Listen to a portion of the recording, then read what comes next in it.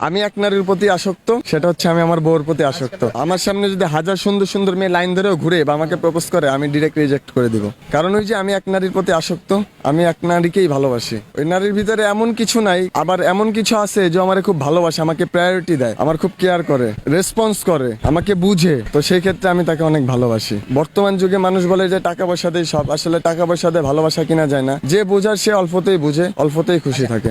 সংসারে খুনসুটি ছোটখাটো থাকবেই, হ্যাঁ, ঝরগা বিবাদ টুকটাক থাকবেই। ওই ঝরগা বিবাদের মাধ্যমেই একে অপরের ভালোবাসাটা, বন্ডিংটা আরো ভালো থাকবে। তো ওই কারণে আমি মনে করি যে খুনসুটির ভিতরেও অনেক ভালোবাসা থাকে। যেমন আমাদের ভালোবাসা অনেক, আমি এখন ওকে ভালোবাসি, ও দেশে থাকে, আমি ঢাকায় থাকি। ছুটিতে আমি যাই, তখন একসাথে ঘুরি ফ্রি সবকিছু করি। ঢাকায় যখন থাকে আমি ওকে খুব মিস করি। আমি বলতে চাই আমি ওকে সবসময় ভালোবাসি, সবসময় মিস করি। ওর ফ্যামিলির কেউ জানতো না, ওর ভাই জেনে গেছিল। ওর ভাই আমার ফ্রেন্ড হয়, আমাকে লাইক করতো, আমিও লাইক করতাম। বিয়ে যে করব এটার চিন্তা ভাবনা আমার ছিল না, কিন্তু ওর যে আমার যে সুমন্দি বউ, সে বলছে যে ভাই বিয়ে যদি এখন না করেন তাহলে কিন্তু ভবিষ্যতে এই মেয়েকে আর পাবেন না। তো এই কথার পরিপ্রেক্ষিতে আমি, ওই মেয়ে আমাকে মানে হেল্প করে, আমার সুমন্দি বউ হেল্প করার কারণে পরে ওই মেয়েটাকে নিয়ে আমি ভেগে যাই। 2 দিন বাইরে ছিলাম আমার এক বান্ধবীর বাসায়। ওকে আলাদা আমার বান্ধবীর সাথে রাখছিলাম, আর আমি আমার বান্ধবীর ছোট ভাইয়ের সাথে ছিলাম। আমার নামে মামলা মোকদ্দমা কেস টেস করে দেন আমি চলে আসছি। আসার পরে মেয়েকে থানায় নিয়ে গেছে। নিয়ে যাওয়ার পরে ওসি জিজ্ঞাসা করছে, ওসি রুমে নিয়ে ওসি স্যার বলতেছে যে তুমি কি চাও? বলে আমি এই ছেলের সাথে সংসার করতে চাই, এই ছেলের সাথে থাকতে চাই। বলে তোমার তো প্রাপ্তবয়স্ক হয় না। তখন বয়স ছিল